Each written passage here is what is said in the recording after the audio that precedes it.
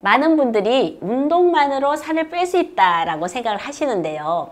사실 운동으로 소비할 수 있는 열량은 생각보다 많지가 않습니다. 우리가 무심코 먹는 비빔밥 한 그릇이 약 500칼로리인데 이걸 운동으로 다 소모하려면 1시간 30분 이상 걸어야 합니다.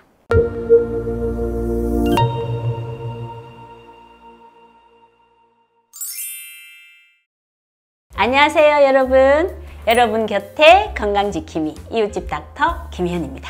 여러분, 다이어트 정말 어렵죠. 매번 결심하고 시작해도 끝까지 유지하기가 참 힘든 것 같아요. 오늘은 우리 모두의 숙제인 다이어트, 먼저 도대체 왜 자꾸 다이어트에 실패하는지 그 이유 3가지를 알아보고, 또 다이어트에 성공하기 위해서는 각자 생활 패턴에 맞는 방법을 찾는 것이 중요하기 때문에 학생, 직장인, 갱년기, 노인 세대의 다이어트법에 대해서 자세히 알려드리도록 하겠습니다.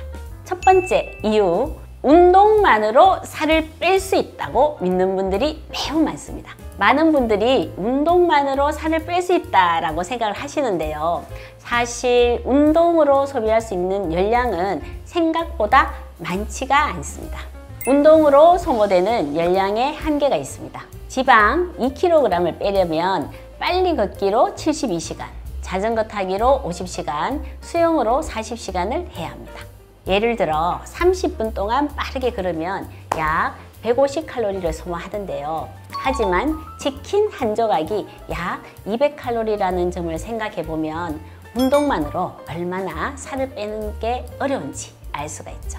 식이요법이 매우 중요합니다. 다이어트는 식사 관리가 80%, 운동이 20%라고 할 수 있어요. 우리가 무심코 먹는 비빔밥 한 그릇이 약 500칼로리인데 이걸 운동으로 다 소모하려면 1시간 30분 이상 걸어야 합니다. 그래서 운동은 체중을 유지하기 위한 수단으로, 식이요법은 체중 감량의 핵심으로 생각하시면 좋습니다. 그럼 구체적으로 어떤 식이요법을 해야 할지 말씀드릴게요. 첫 번째, 균형 잡힌 식사를 하시는 것이 좋습니다. 탄수화물, 단백질, 지방을 골고루 섭취하는 것이 중요합니다. 단백질은 근육을 유지하고 포만감을 주는 데 도움을 줍니다.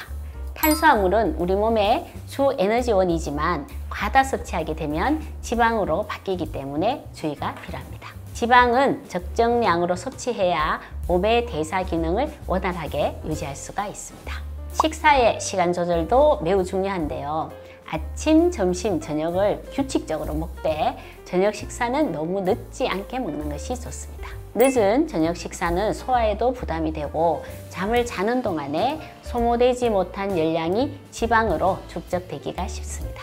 가능하다면 저녁 7시 이전에 식사를 마치는 것이 좋습니다. 간식도 조절을 하셔야 하는데요. 과자나 탄산음료 대신 견과류나 과일, 요거트 등을 섭취하는 것이 좋습니다. 특히 견과류는 불포화 지방산이 풍부해서 건강에도 좋고 포만감도 오래 유지할 수가 있습니다. 두 번째 이유는 먹지 않는 다이어트를 고집하는 것입니다. 원푸드 다이어트나 레몬 디톡스와 같은 극단적인 다이어트 방법들이 여기에 해당됩니다. 많은 분들이 원푸드 다이어트를 하시죠. 원푸드 다이어트의 문제점은 영양의 불균형이 초래됩니다.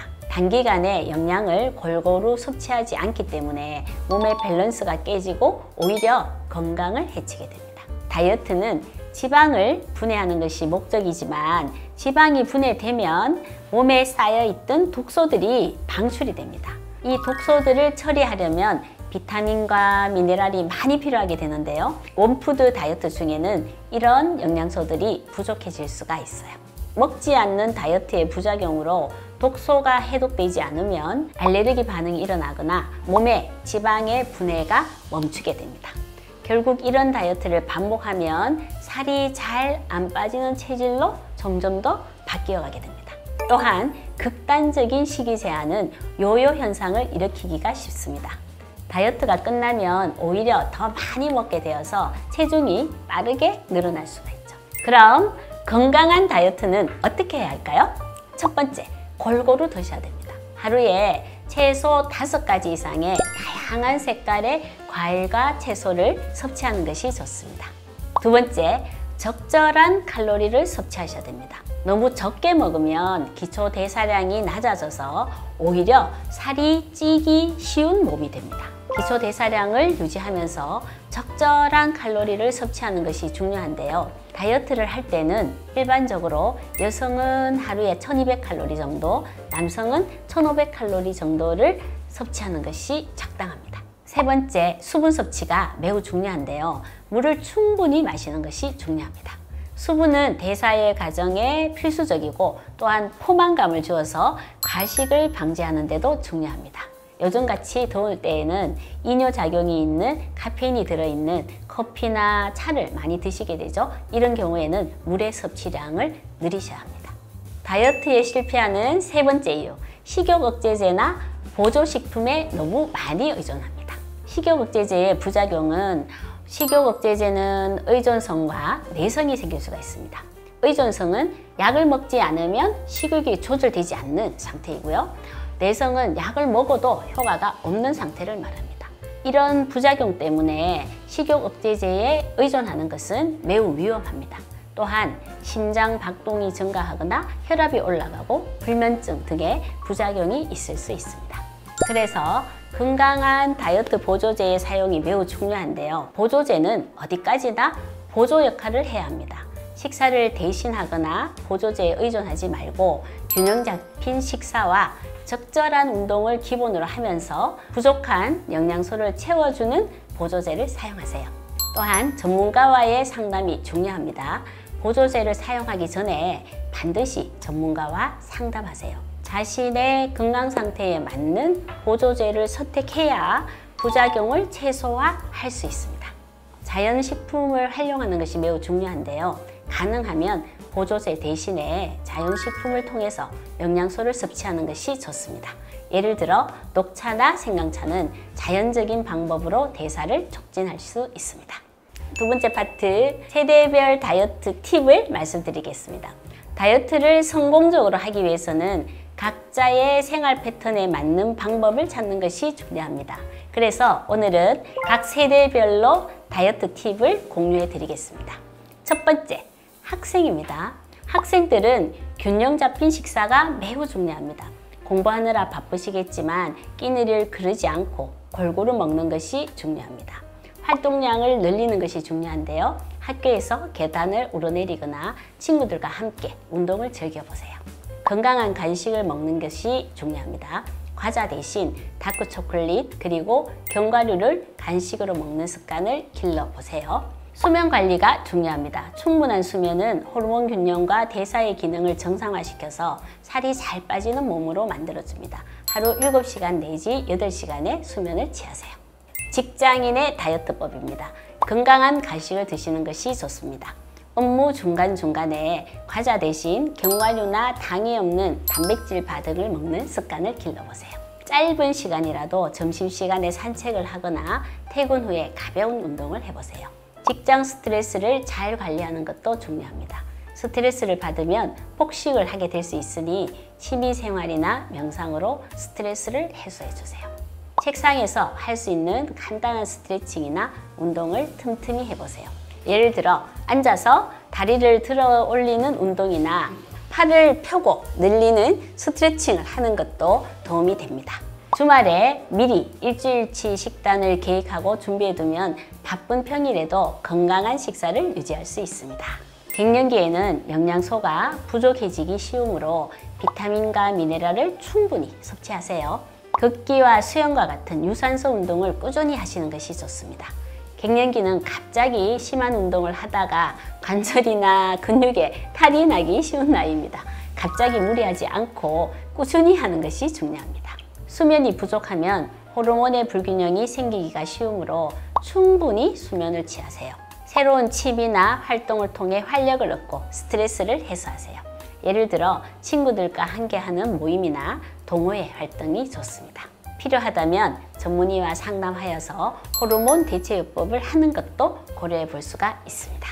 나이가 70세를 넘어가신 분들은 무리하지 않는 선에서 가벼운 운동을 꾸준히 하시는 것이 좋습니다. 걷거나 가벼운 스트레칭이 좋습니다. 한 번에 많이 먹기보다는 소량씩 자주 먹는 것이 소화에도 좋고 영양 섭취에도 도움이 됩니다. 근육이 줄어들지 않도록 단백질 섭취와 가벼운 근력 운동을 병행하세요. 사람들과 어울리는 시간을 가지세요. 사회적인 활동은 정신 건강에도 도움이 됩니다. 나이가 들수록 갈증을 잘 느끼지 못하므로 의식적으로 물을 자주 마시는 습관을 들이세요. 식사 시간을 규칙적으로 유지하고 영양가가 있는 음식을 골고루 섭취하는 것이 좋습니다. 다이어트 성공을 위한 세대를 넘어서는 공통적인 꿀팁은 첫 번째, 목표를 설정하고 식사 일기를 써보시는 것이 좋습니다. 현실적이고 구체적인 목표를 세워보세요. 예를 들어 6개월 동안 5kg 감량 같이 구체적인 목표를 정하면 동기부여가 됩니다. 매일 먹는 음식을 기록하면 자신의 식습관을 객관적으로 볼 수가 있습니다. 스마트폰 앱을 사용하면 훨씬 더 쉽게 기록할 수가 있죠. 천천히 먹기와 충분한 수면 시간을 갖는 것을 습관으로 가지셔야 합니다. 음식을 천천히 꼭꼭 씹어 먹으면 포만감을 더 빨리 느낄 수가 있습니다. 20분 정도 천천히 먹으면 뇌가 포만감을 느낄 시간을 줄 수가 있어요. 수면의 부족은 식욕 조절 호르몬의 균형을 무너뜨립니다. 하루 7시간에서 8시간의 충분한 수면을 취하세요. 스트레스를 잘 관리하고 지지해주는 그룹을 만드는 것이 중요합니다. 스트레스는 폭식의 원인이 될 수 있습니다. 명상, 요가, 심호흡 등으로 스트레스를 관리하세요. 가족이나 친구들과 함께 다이어트를 시작해 보시고 서로 격려하고 지지하면 더 오래 지속할 수가 있습니다. 오늘은 다이어트에 실패하는 3가지 이유와 각 세대별 다이어트 팁 그리고 성공을 위한 추가 팁에 대한 이야기를 해보았습니다. 요약하자면 첫 번째, 운동만으로 살을 뺄 수 있다고 믿지 말고 식이요법을 중요하게 하세요. 두 번째, 먹지 않는 다이어트를 고집하지 말고 균형 잡힌 식사를 유지하세요. 세 번째, 식욕 억제제나 보조식품에 의존하지 말고 건강한 생활 습관을 유지하세요. 또한 각 세대별로 자신의 생활 패턴에 맞는 다이어트 방법을 찾는 것이 중요합니다. 다이어트는 단순히 체중을 줄이는 것이 아니라 건강한 생활 습관을 만들어가는 과정입니다. 이와 같이 다이어트는 우리와 평생 함께하는 긴 여정입니다. 하루아침에 변화를 기대하지 말고 꾸준히 노력하면 반드시 결과가 있을 거예요. 여러분이 주인공이 되는 건강한 다이어트를 이웃집 닥터가 응원합니다. 여기까지 늘 여러분 곁에 건강지킴이 이웃집 닥터 가정의학과 전문의 김연이었습니다. 다음 시간에는 더욱 유익한 건강정보를 갖고 찾아뵙겠습니다. 오늘 영상이 도움이 되셨다면 좋아요, 구독, 알림 설정 부탁드립니다. 그럼 오늘도 100세까지 건강하게 안녕히 계세요.